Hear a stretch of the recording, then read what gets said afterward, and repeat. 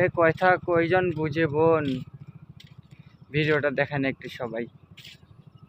সত্য কথা বলতে কি, আমি আমার স্বামীকে ভালোবেসে বিয়ে করছি। আর ওনাকে আমার ছাড়তে আমার কষ্ট লাগবে, ওনাকে ভুলতেও আমার কষ্ট লাগবে। ওনাকে আমি ছাড়তে পারবো না। আমি যত কষ্ট, বিয়ের আগে আমি বলছি ওনারে, তোমার যতই কষ্ট হোক আমি কাজ করে খাওয়াবো, তোমার যদি মনে চাই করবা, না মনে চাইলে নেই। আমি এটা ওনাকে বলে নিছি, কারণ আমি ওনাকে ছাড়তে পারবো না। যদি ছাড়িও তাহলে আমার চারদিক দিয়ে লাখ মুষ্টা খেতে হবে। মা বাবা কয়দিন রাখবে?